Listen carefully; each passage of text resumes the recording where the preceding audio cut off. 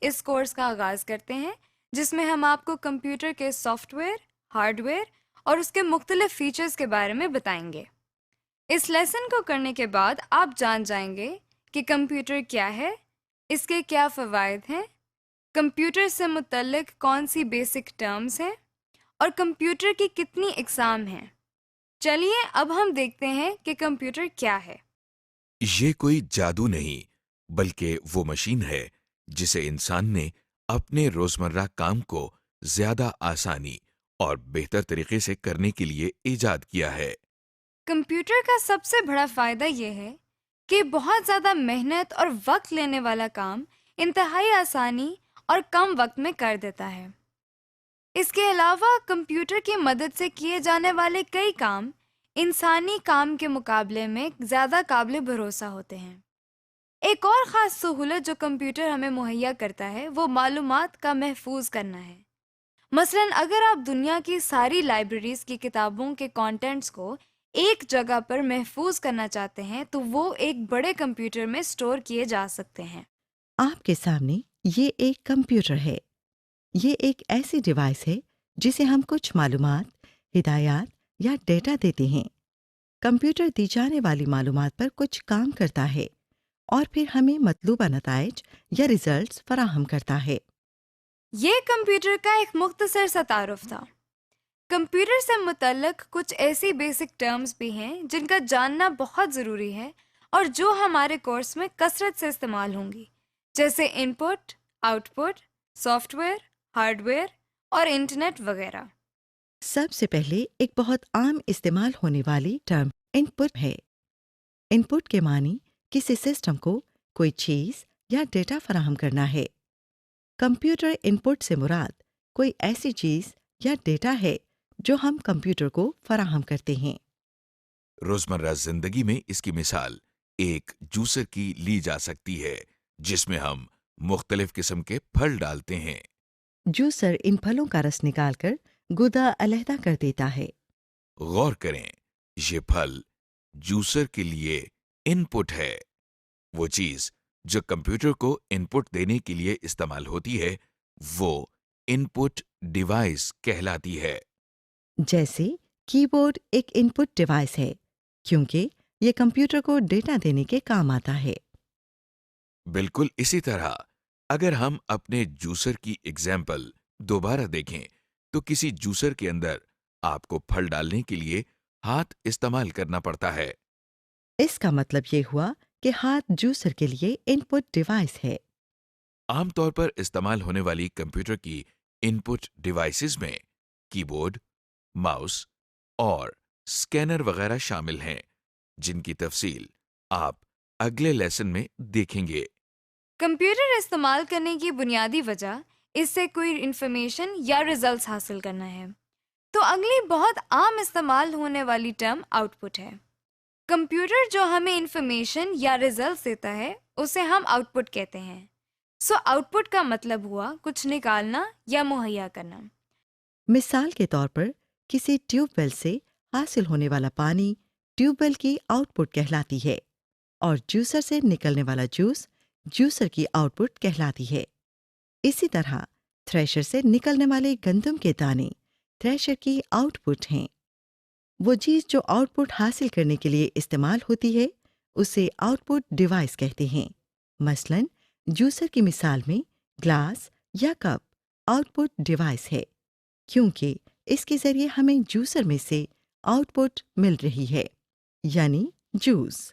اگر ہم تھریشر کی مثال کو دوبارہ دیکھیں تو اس جگہ کو تھریشر کی نوزل کہا جاتا ہے۔ یہاں سے گندم کے دانے باہر نکل رہے ہیں۔ اس طرح نوزل تھریشر کی آؤٹ پٹ ڈیوائس ہے۔ اسی طرح کمپیوٹر سے آؤٹ پٹ لینے کے لیے ہمیں آؤٹ پٹ ڈیوائسز کی ضرورت ہوتی ہے۔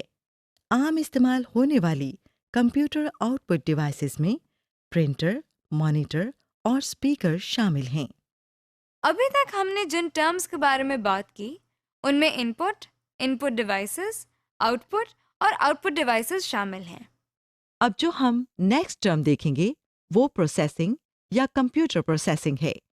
روزمرہ زندگی میں پروسیسنگ کو سمجھنے کے لیے آئیے تھریشر کی مثال کو دوبارہ لیتے ہیں۔ جب تھریشر کو کٹی ہوئی گندم ان پٹ کی جاتی ہے تو یہ اس پر کچھ کام کرتا ہے، یعنی اس کے دانے اور بھس علیحدہ علیحدہ کرتا ہے۔ اس کام کو تھریشر کی پروسیسنگ کہتے ہیں۔ اسی طرح کمپیوٹر ان پٹ پر انٹرنلی کچھ کام یا پروسیسنگ کرتا ہے جس سے آؤٹ پٹ حاصل ہوتی ہے۔ اسٹوریج۔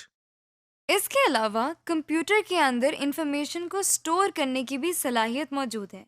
اس کا سب سے بڑا فائدہ یہ ہے کہ ہمیں جگہ جگہ جا کر باری باری انفارمیشن کو کلیکٹ نہیں کرنا پڑتا، بلکہ ہر انفارمیشن کو ہم ایک جگہ ایک کمپیوٹر کے اندر سٹور کر سکتے ہیں۔ اس کو ایکسپلین کرنے کے لیے جو ٹرم استعمال کی جاتی ہے وہ سٹوریج ہے۔ دیکھیے، یہ وہی جانا پہچانا تھریشر پھر آپ کے سامنے ہے۔ اس سے نکلنے والی گندم کو بوریوں میں محفوظ یا سٹور کر سکتے ہیں۔ روزمرہ زندگی کی ایک اور مثال لائبریری کی ہے، جہاں ہر قسم کے سبجیکٹس کے متعلق مختلف کتابیں موجود ہوتی ہیں، جیسے میتھس، پالیٹکس، سائنس وغیرہ۔ گویا لائبریری کے اندر ہر قسم کی کتابیں موجود ہوتی ہیں۔ آپ کو مختلف جگہوں پر جا کر انہیں ڈھونڈنے کی ضرورت نہیں پڑتی، بلکہ یہ ایک ہی جگہ پر مل جاتی ہیں۔ بالکل اسی طرح کمپیوٹر میں مختلف قسم کا بے شمار ڈیٹا اور انفارمیشن سٹور کی جا سکتی ہے تاکہ بوقت ضرورت کام آ سکے اور ہمیں اسے مختلف جگہوں پر جا کر ڈھونڈنا نہ پڑے۔ Storage devices.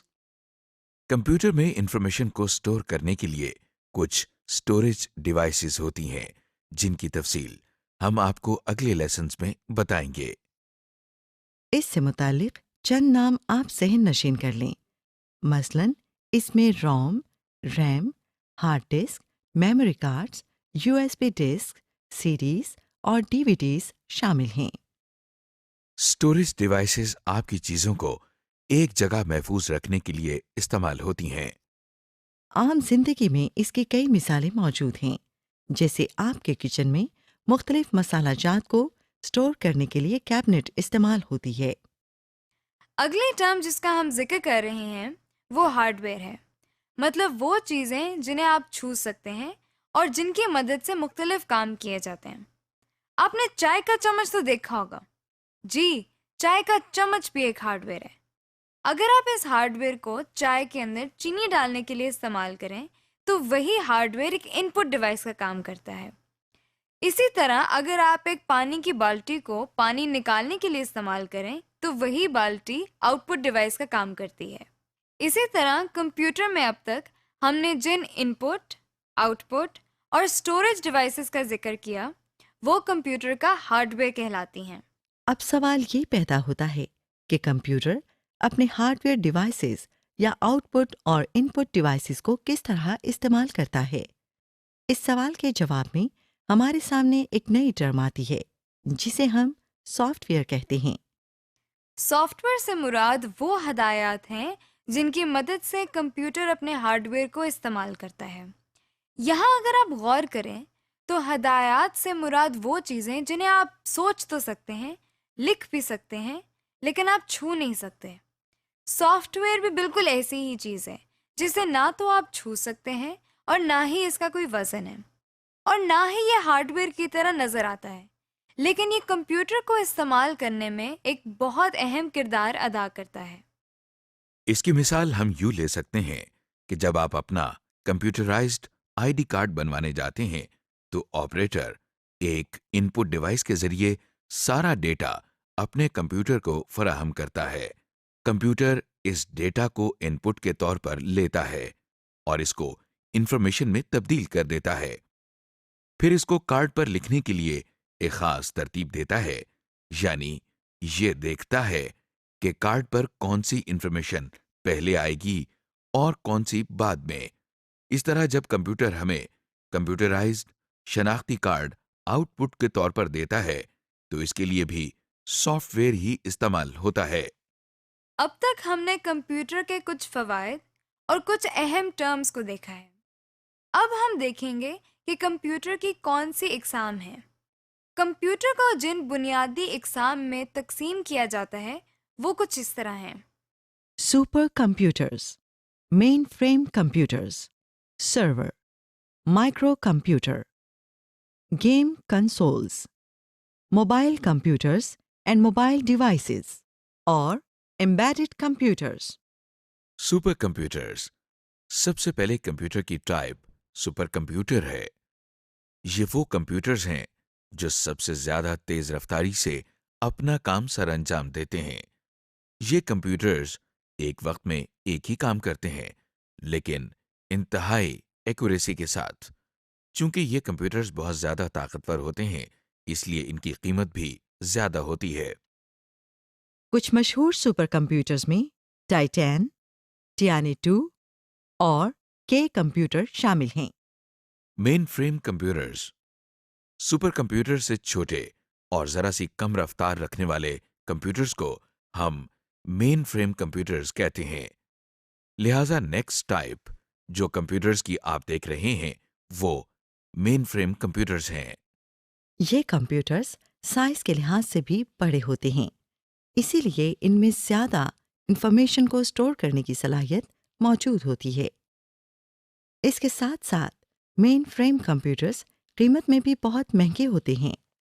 پاکستان میں یہ کمپیوٹرز PIA، بینکس اور بہت سی دوسری آرگنائزیشنز میں استعمال ہو رہے ہیں۔ سرورز۔ مین فریم کمپیوٹرز کے بعد جن کمپیوٹر کی باری آتی ہے وہ سرورز کہلاتے ہیں۔ ان کمپیوٹرز کی کام کرنے کی رفتار مین فریم کمپیوٹرز کے مقابلے میں کئی گنا کم ہوتی ہے۔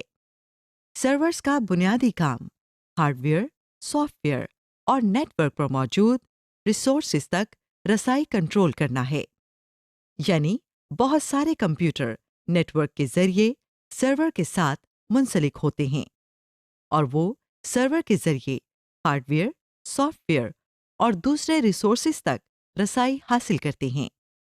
ہم کمپیوٹر نیٹ ورکس کے بارے میں اگلے لیسنز میں تفصیل سے جانیں گے۔ ان میں ڈیل، HP اور ایسر کے سرورز زیادہ مشہور ہیں۔ Micro computers. مائکرو کمپیوٹرز کو عام طور پر PC یا پرسنل کمپیوٹرز بھی کہا جاتا ہے۔ یہ سب سے زیادہ استعمال ہونے والے کمپیوٹرز ہیں جو آفیسز، اسکولز، کالجز اور گھروں میں بھی استعمال کیے جاتے ہیں۔ ان کمپیوٹرز کے کام کرنے کی رفتار مین فریم کمپیوٹرز اور سرورز کے مقابلے میں کئی گنا کم ہوتی ہے، اور اسی لیے ان کی قیمت بھی بہت زیادہ نہیں ہوتی۔ ان کمپیوٹرز کو آپ کی میز پر رکھنے کے لحاظ سے ڈیزائن کیا گیا ہے۔ ان میں زیادہ مشہور IBM، ڈیل، HP اور ایپل میکنٹاش کمپیوٹرز ہیں۔ Game console.